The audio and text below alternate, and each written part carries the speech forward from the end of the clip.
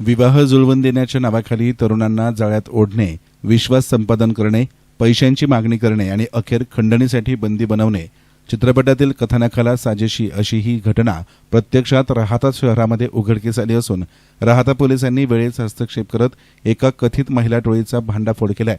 या कारवाईमुळे एका शेतकरी तरुणासह त्याच्या मित्राची सुखरूप सुटका पोलिसांकडून झाली असून 3 महिलांना त्वरित अटक करण्यात आली आहे। बारामती येथील विवाहित शेतकरी तरुणाला विवाहासाठी मुलगी शोधत असताना आरोपींनी आपल्या जाळ्यात ओढलं। सुरुवातीला विवाहासाठी योग्य स्थळ असल्याचं सांगून विश्वास संपादन करण्यात आला। त्यानंतर राहातालगत साकोरे शिवार येथे मुलगी दाखवण्याचा कार्यक्रम आखण्यात आला। मात्र हा विवाहाचा प्रस्ताव नसून आर्थिक लुबाडणुकीचा सापळा असल्याचं पुढे उघड झालं। मुलगी दाखवल्यानंतर आरोपी महिलांनी थेट 2,30,000 रुपयांची मागणी करत पैसे द्या आणि मुलगी घेऊन जा असा प्रस्ताव ठेवला। कायदेशीर कोर्ट मॅरेजचा आग्रह धरताच आरोपींचा संताप अनावर झाला।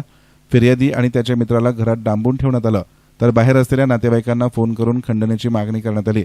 पैसे दिल्याशिवाय तुमच्या लोकांना सोडणार नाही अशी धमकीही देण्यात आली। मात्र फिर्यादीच्या नातेवाईकांनी प्रसंगावधान राखत राहाता पोलिसांशी संपर्क साधला। पोलिसांनी तात्काळ घटनास्थळी धाव घेत फिर्यादी आणि त्याच्या मित्राची सुटका केली।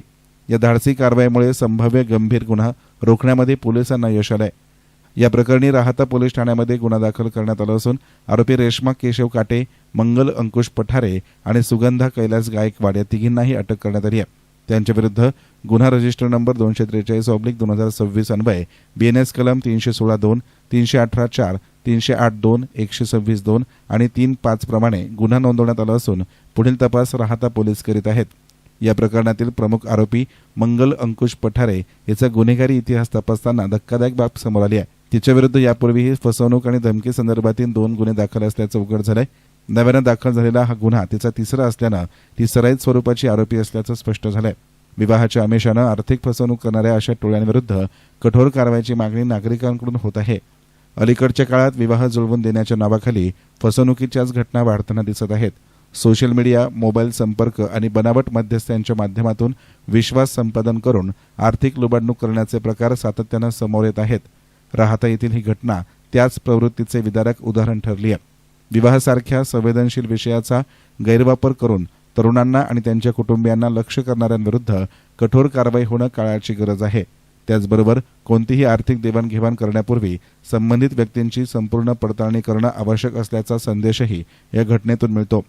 सदरची कारवाई पोलीस अधीक्षक मुमक्का सुदर्शन, अपर पोलीस अधीक्षक सोमनाथ वागचौरे, उपविभागीय पोलीस अधिकारी अमोल भारती यांच्या मार्गदर्शनाखाली पोलीस निरीक्षक दीपक सरोदे, उपनिरीक्षक कोमल कुमावत आणि त्यांच्या पथकानं यशस्वीरित्या पार पाडली आहे। बारामती पुणे येथील एक तरुण आपल्या विवाहासाठी मुलीचा शोध घेत असताना त्यांची ओळख आंबेगाव पुणे येथीलच एका रेश्मा काटे नावाच्या महिलेशी झाली होती आणि त्या महिलेच्या माध्यमातून त्यांना राहाता जिल्हा अहिल्यानगर येथील मंगल पठारे नावाच्या महिलेशी त्यांची पुन्हा ओळख झाली आणि या दोघही महिलांच्या माध्यमातून 19 जून रोजी एक मुलगी पाहण्यासाठी ते राहाता या ठिकाणी या मुलाकडील लोक आलेले होते आणि मुलगी दाखविण्याचा जो काही आपला पारंपरिक कार्यक्रम आहे तो त्यांनी त्या ठिकाणी आयोजित केला आणि त्या दरम्यान या मुलाकडील मंडळींना यांनी घरामध्ये कोंडून घेतलं आणि त्यांच्याकडून 2,30,000 रुपयाची मागणी केली।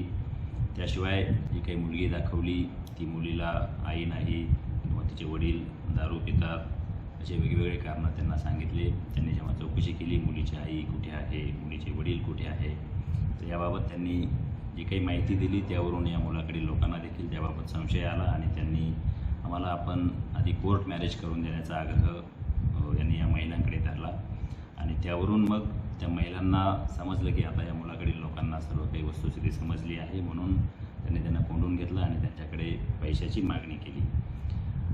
यावरून येथील जे फिर्यादी आहेत हे मुलाकडील लोक यांनी राहाता पोलीस स्टेशन या ठिकाणी संपर्क साधला। राहाता पोलीस स्टेशन या ठिकाणी फसवणूक, खंडणी या कलमान्वये आपण गुन्हा दाखल केलेला आहे। याबाबत अधिकचा तपास करत असताना या ज्या काही महिला आहेत यांनी मुलीचं जे काही आधार कार्ड त्यांना व्हॉट्सअपवर पाठवलेलं होतं ओळख पटवण्यासाठी किंवा तिचा शाळा सोडल्याचा दाखला एक पाठवलेला दिसत आहे, ते दोन्ही कागदपत्र बनावट असल्याचा संशय आहे। त्याबाबत आपला तपास सुरू आहे। यातील जी काही मुख्य महिला आहे मंगल पठारे या महिलेवर यापूर्वीसुद्धा अशाच स्वरूपाचे 2 गुन्हे राहाता पोलीस स्टेशन या ठिकाणी दाखल आहेत। असे जे काही विवाह इच्छुक मुलं आहेत त्यांना फसवणारी किंवा अशा मुलाकडील कुटुंबियांना फसवणारी ही एक टोळी असल्याचं प्रथमदर्शनी आत्तापर्यंत दिसून येत आहे. या गुन्ह्याचा पुढील सविस्तर तपास आपण करत आहोत. राहता परिसरामधील किंवा अन्य परिसरामधील सुद्धा जर काही असे फसवले गेलेले कुटुंब असतील तर त्यांनी राहता पोलीस स्टेशन या ठिकाणी किंवा संबंधित पोलीस स्टेशन या ठिकाणी संपर्क साधावा, जेणेकरून त्या अनुषंगाने गुन्हे दाखल करून त्याबाबत देखील तपास करता येईल. एसएन मीडियासाठी प्रतिनिधी युनुस इनामदार, राहता.